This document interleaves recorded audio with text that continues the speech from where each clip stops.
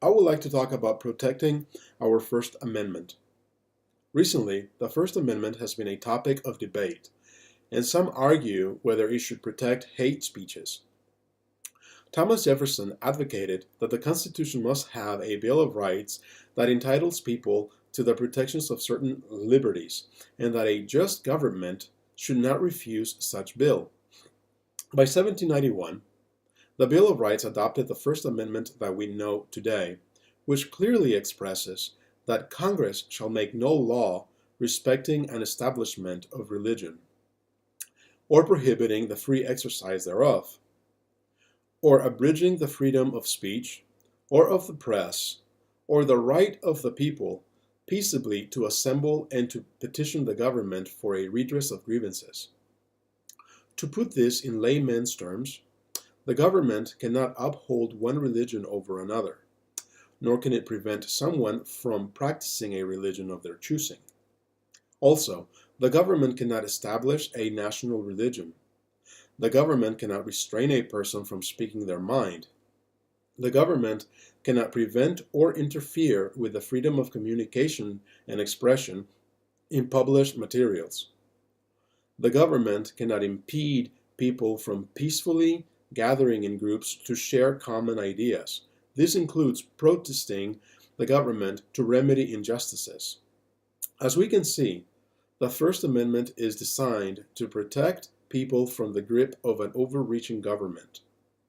Kim Davis, a Rowan County clerk in the state of Kentucky, refused to issue marriage licenses to couples of the same gender.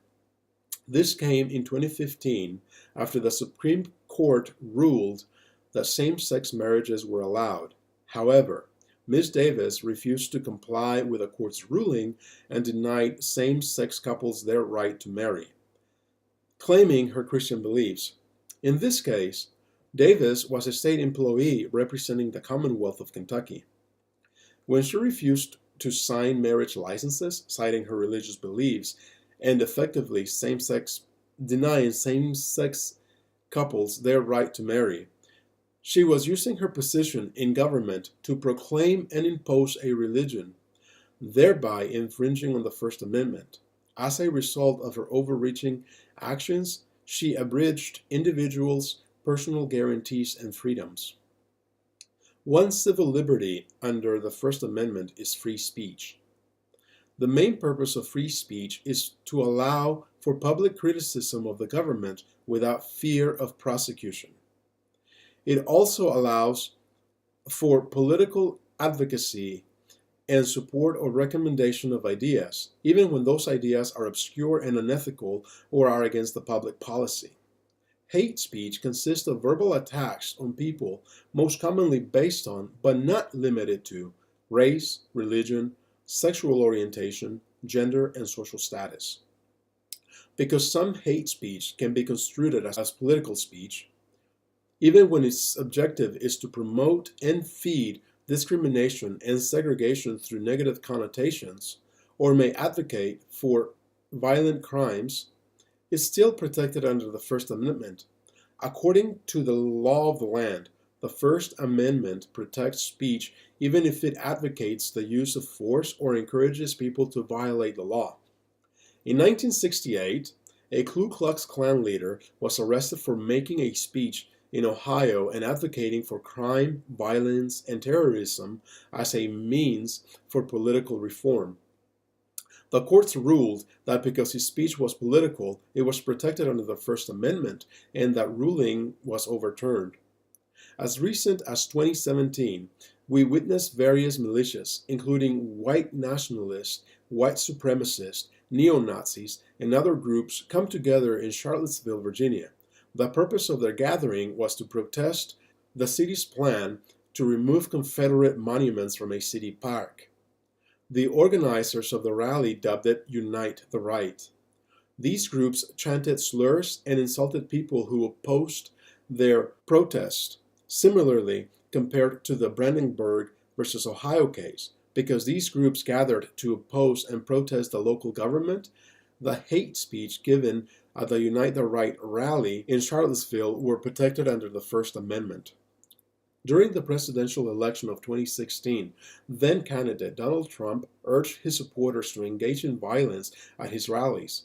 Trump encouraged his supporters to attack the opposing protesters by blatantly yelling into the microphone to knock the crap out of them, and I would like to punch them in the face. Under the First Amendment, the speeches that Trump gave were political speeches, even when he was inciting violence. Therefore, his message was protected under the First Amendment as well. However, the First Amendment does not give the citizenry the rights to say whatever they want to whomever they want, without repercussions. As stated before, its purpose is to protect the people from the hands of an overreaching government. If somebody advocates for others to break the law, and people follow through, those people will be held responsible for their violations, seldom the speaker. However, there are civil laws in place which hold speakers accountable for defamation of character, libel, and slander. There are many countries around the world that do not have a First Amendment. Their citizens do not have the many liberties that the First Amendment guarantees for people in America. According to the Committee to Protect Journalists, North Korea is one of the most censored countries in the world. Inclusively, the tuners of the radio receivers and television sets that are sold in that country are prefixed to government-specified frequencies.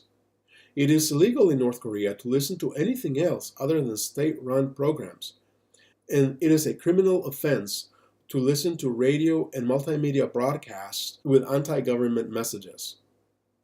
Likewise, there are other countries where the government has an extremely tight grip around the flow of information that their citizens are kept subjugated through fear and intimidation. For example, while North Korea floods the airwaves with government propaganda, the military government of Burma requires privately owned publications to be submitted for scrutiny before publishing.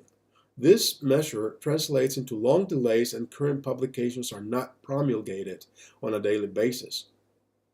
The country's television stations, newspapers, and radio waves are owned by the junta, which further suppress and censor the media. Media has become an essential part in everyone's lives. For many people, it is their only source of information. When governments impose censorships on the press, it creates difficulties for their societies, resulting in the obstruction of a person's right to expression and speech. When a government dictates what content may be published versus what is forbidden, that government, in essence, prevents individuals from freely speaking and expressing themselves. Censorship creates a societal divide in which only the people of lower social status are affected. Those who impose a censorship are free to speak their minds without repercussions. People who advocate for Congress to make changes to the First Amendment are advocating for exclusivity and censorship.